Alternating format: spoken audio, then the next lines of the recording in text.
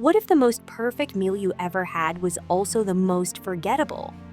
What if a dish, flawless in every technical way, left your heart completely empty? Here on Gift of the Magi, we explore stories that feed the soul.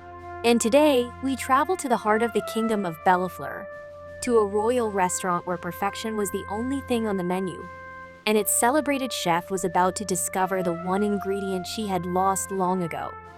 In the center of the glittering kingdom of Bellafleur stood the Crown and Petal, a restaurant spoken of in hushed, reverent tones. It was not run by just any chef. It was the personal domain of Princess Sarah. Her hands were said to craft not just food, but edible masterpieces, each one a testament to the science of flavor. Princess Sarah, the tarragon leaf. It needs to be precisely at a 45-degree angle to the fillet. The customer's first impression is formed in the first 3 seconds of seeing the dish. We cannot afford a single degree of error. Sous Chef Johann. Yes, Your Highness. Of course. My apologies. In Sarah's world, cooking was an equation. Every temperature was exact, every cut was measured, every second was accounted for. Her pursuit was for a symphony of precision, a flawless performance on every plate. She believed that through this rigid control, she was giving her patrons the ultimate gift, perfection. Patron 1. Look at the presentation. It's immaculate. It feels like we are about to eat a painting. Patron 2. Indeed, every element is placed with such thought. Truly impressive. Princess Sarah.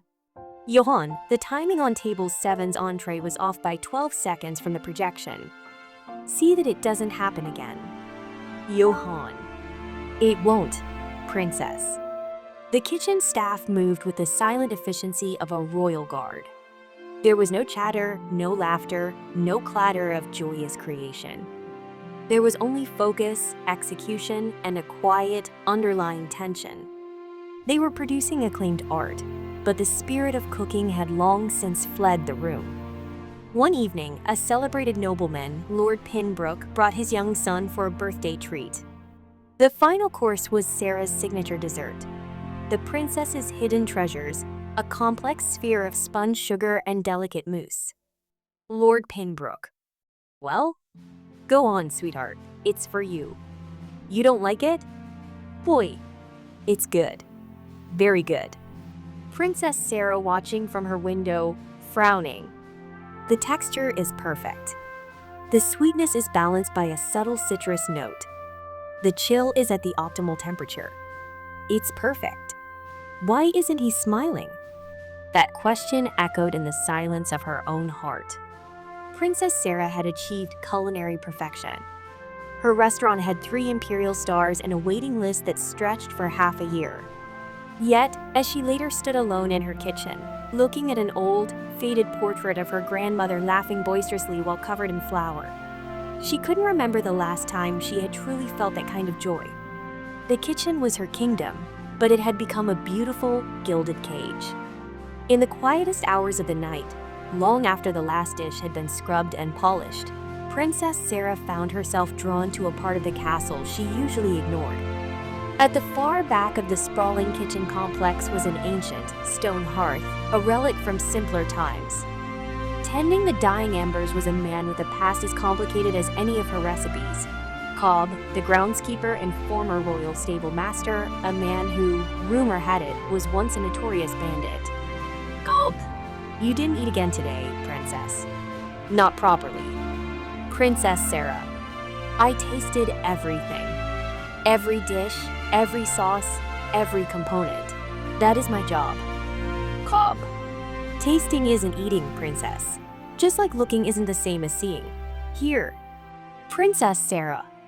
The acidity seems unbalanced from the aroma alone. The venison is likely 2 minutes overdone by classical standards. And the carrot dice. It's entirely inconsistent. Cobb. Is that so? And did you taste the argument I had with the vegetable seller this morning? Or the worry I felt when my old wound started aching with the coming rain? Because I assure you, Princess, that's all in there too. Princess Sarah. That's superstitious nonsense, Cobb. Emotions don't have flavor profiles. Cobb. Is it? When's the last time you saw someone at the Crown and Petal close their eyes and just forget themselves in one of your perfect dishes? They admire them. They photograph them. They critique them. But do they feel them? People eat alone now, even at a full table. They don't share. They don't laugh. They don't connect. Even the food has gone quiet. Princess Sarah. Food doesn't speak. Cobb. Doesn't it? My grandmother used to say that food speaks 4 languages. The first is visual, what you see with your eyes. You've mastered that one. The second is sensory, the taste and texture on the tongue. You're a master of that too. But the other 2, those are the ones that matter. The third language is emotional, and the fourth is spiritual. They only come alive when the dish carries the honest emotions of the cook. This is about more than just a meal. It's about the deep connection between food and emotion. Princess Sarah, that's hardly scientific. Cobb, tell that to a soldier tasting a home-cooked meal for the first time after months at war. Tell that to a child eating a soup their mother made when they were sick. Was it the perfect mirepoix that healed them, or the love stirred into the pot? I was a thief once, princess, you know that. I took things that weren't mine, but you're stealing from yourself. All that feeling, all that life, you lock it away behind precision and perfection. Princess Sarah, my restaurant is the pride of this kingdom. We have a 6-month waiting list. Cobb. And yet, here you are in the dead of night, eating my simple stew. Princess Sarah, thank you for the meal. It was simple yet rustic. Cobb. You know what I saw the other day, princess? Lord Pinbrook's little girl. She was crying after her birthday feast at your restaurant. Princess Sarah. What? Why? Was something wrong with the food, the dessert? Cobb. Oh, there was nothing wrong with it. That was the problem. I heard her tell her father, it's too pretty to eat. I'm afraid to touch it. I might break it. Cobb. Food shouldn't make a child afraid, princess. It should make them feel safe. It should make them feel loved. She found herself in a dusty, forgotten corner of the royal archives. There, she found a slim, hand-painted book, bound not in leather, but in simple, soft linen. Its title was The Dumplings of Daydreams. It wasn't a cookbook in any traditional sense. It was more like a collection of poems and philosophies from the Far East. From the East comes this ritual of connection. The dough is made from the simplest flour and water, but the filling carries dreams. Each fold represents a hope shared between maker and eater. Each pinch seals in a whispered wish. The beauty lies not in the perfect shape, but in the intention. Princess Sarah. The taste of food reveals the heart of its maker. This isn't a recipe. It's a form of culinary storytelling. I need to try. I need to remember. Daybreak found Princess Sarah not in her polished, industrial kitchen, but in a small, unused pantry with a simple wooden table. Alone, without an audience or critics, she began. Princess Sarah. 33 folds. Eastern tradition dictates an odd number for good fortune. Whisper a wish into each one. Surely that's metaphorical. It must be about focus. Princess Sarah. Something's wrong. The folds are correct. The cooking time was precise. Why do they taste empty? She trailed off, unable to articulate the profound nothingness she tasted. It was just flour, meat, and vegetables. There was no magic. There was no dream. And then, in the flour-dusted silence, a devastating realization washed over her. Princess Sarah. I don't remember how to wish. Young Sarah. Grandma, do you think Santa will know I made these myself? Grandmother. Oh, he will know, little love. Food always carries the fingerprints of our hearts. Not so perfect, my little chef. But that's good. The crooked ones carry the most love. Young Sarah. but I want them to be pretty, like in the books. Grandmother. Beauty without warmth is just decoration, my dear. Here. Now, whisper your biggest Christmas wish into the fold before you pinch it closed. Princess Sarah. I've forgotten how to play. Narrator. For a princess who had mastered the science of cooking, the hardest lesson would be remembering its soul. The next morning brought a sight never before witnessed in the royal kitchens of Bellaflur. Princess Sarah. Come in, all of you. Today we cook together. I am trying to learn a new recipe, and I find I am not a very good student. I was hoping you might want to try with me. Princess Sarah. It doesn't need to be perfect, just happy. Cobb. There you are. Just checking that my kitchen hasn't been demolished by a pack of little hands. A kitchen made laughing. It's not a proper dumpling session without our expert chef. Cobb. I don't fold dumplings, princess. I'm more of a roast and smoke man. Princess Sarah. Everyone has wishes, Cobb. Even retired bandits. Come, show us how it's done. Boy. How do I put my wish in? Cobb. Well, first you think of something that truly matters to your heart. Then you bring the dumpling close like this. And you whisper, so only the dumpling can hear. Later that day, a royal decree was issued.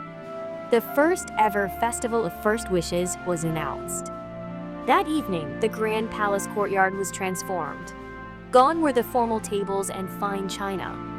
In their place were long, communal benches, steaming baskets of imperfectly shaped dumplings, and warm, glowing lanterns. Princess Sarah. Tonight, we share not just food, but dreams. Each of these dumplings holds a wish made by your neighbors, your friends, the castle staff, and their children. When you eat, I ask you not to judge, but to listen. Listen with your heart, and let the taste guide your tongue. Princess Sarah. General, are you all right? General. Excuse me, Your Highness. It's just, I remembered something. I used to dance in the rain when I was a boy. My mother hated the mud it made. I wanted to paint, but there were duties, responsibilities. The proper way of things. Princess Sarah.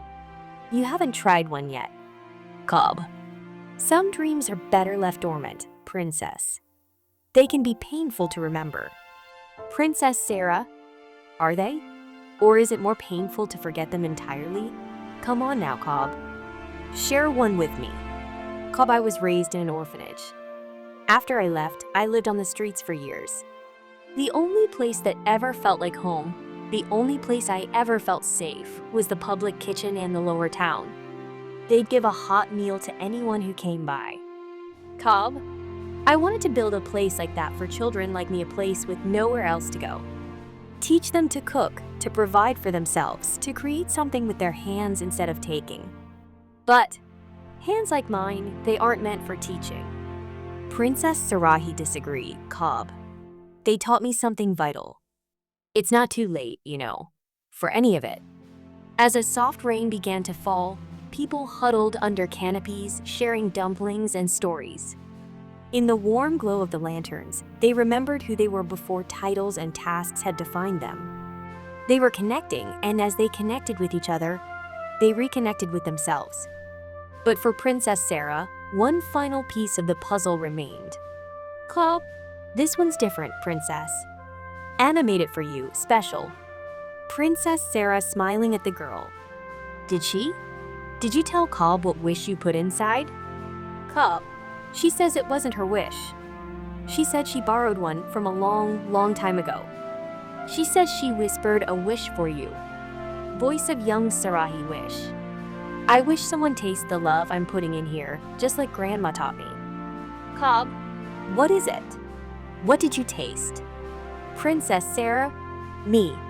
I tasted the child in me that I had forgotten. It's spectacular, isn't it? No imperial stars or famous critics can come close to a feeling like this. Princess Sarah. It always depends on how you measure it. Princess Sarah. Bellaflur. I want to thank you all for teaching me the most important lesson of my life tonight. From this day forward, these dumplings and the spirit in which they were made are everyone's to share. The Crown and Petal, my kitchen, will no longer be a private gallery of perfection. Its doors will be open to all who wish to learn, to share, and to cook together. Princess Sarahi didn't know you spoke sign language. Cobb. There were deaf children at the orphanage. Someone had to speak for them. Princess Sarah, how do I say, it was perfect. Cobb. She said she put extra love in it. She could tell you needed it. The celebration continued quietly into the night, not with a grand finale, but with the simple, profound magic of people together, sharing food and memories. Long after the kingdom slept, Princess Sarah returned to the ancient hearth where her journey had truly begun. Cobb was banking the embers for the night. Princess Sarah. Thank you, Cobb, for everything. Cobb. Are you going to build it? My kitchen for the children? Princess Sarah. No, you are. But you will not be doing it alone. And so, the people of Bellaflur cooked and ate together. They learned that the most delicious ingredient was care, the most important technique was presence, and that their food, imperfect and full of heart, could become magic. And that magic could heal even the quietest, deepest hunger. In the kingdom of Bellaflur, they didn't just live happily ever after. They lived authentically ever after, one shared meal at a time. If this story about the powerful connection between food and emotion touched your heart, and you believe in the magic of a shared meal, please consider giving this video a like. And to ensure you don't miss our next journey into stories that feed the soul, be sure to subscribe to our channel, Gift of the Magi. Thank you for watching.